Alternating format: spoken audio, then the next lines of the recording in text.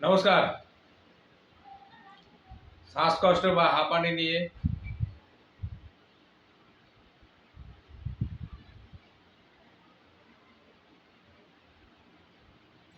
রোগ নিয়ে যারা কষ্ট পাচ্ছেন, ভুগছেন, তাদের জন্য এটা তৃতীয় পর্ব চালু হচ্ছে।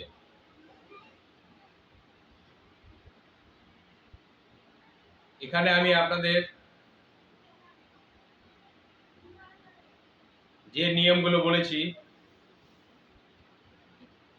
তার থেকেও একটা গুরুত্বপূর্ণ বিষয় হচ্ছে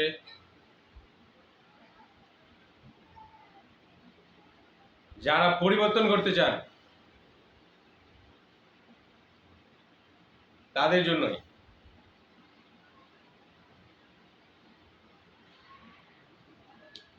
সেটা হচ্ছে আপনার অ্যালুমিনিয়ামের বাসন।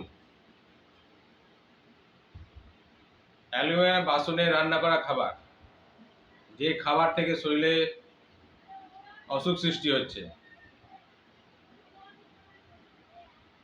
রাজীব দীক্ষিত এখানে বলেছিলেন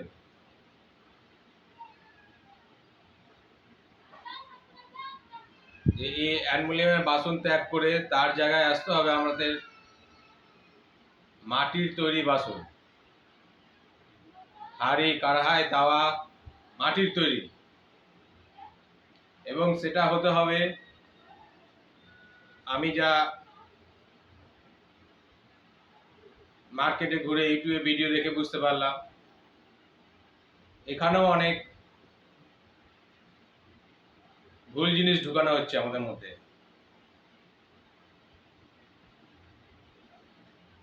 সেটা হচ্ছে আপনি যখন মাটির পাত্র কোনো কিছু নিয়ে আসবেন, হাঁড়ি, কড়াই বা তাওয়া,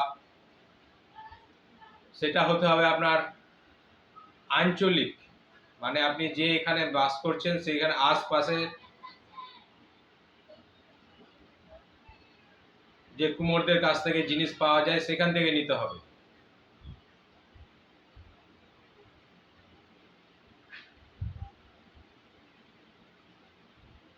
কারণ এই জিনিসগুলোই ভালো হবে।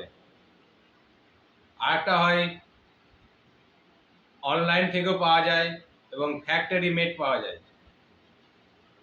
কোম্পানিদের দ্বারা তৈরি করা প্রোডাক্ট। এইসব জিনিসগুলো ব্যবহার করবেন না।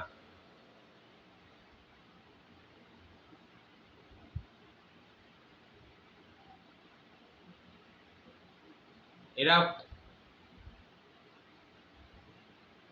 আপনাকে বুঝাবে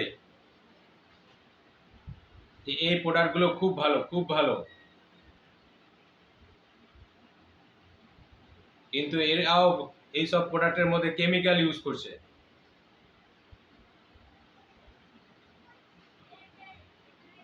একটা কুমোরদের তৈরি জিনিসপত্রের মধ্যে দেখবেন কারোর সঙ্গে কারোর একটু না একটু আঁকা বাঁকা ট্যাপসা থাকবেই। এটা হলো আসল জিনিসের পরিচয়। আর ফ্যাক্টরি তৈরি প্রোডাক্টের মধ্যে সবগুলোই এ থেকে জেড অব্দি একই রকম থাকবে। তো এই সব জিনিস থেকে দূরে থাকি।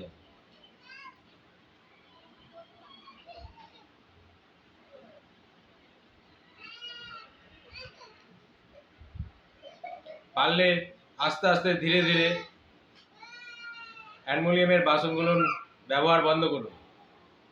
তার জায়গায় লোহার, পিওর লোহার বাসন, কড়াই, কাঁসার বাসন, পিতলের বাসন ব্যবহার করুন।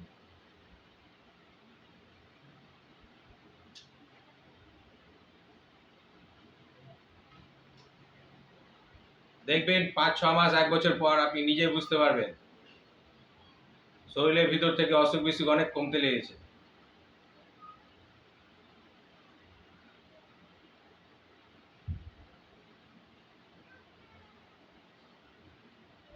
তো আজ আমি এখানেই ভিডিওটা শেষ করছি।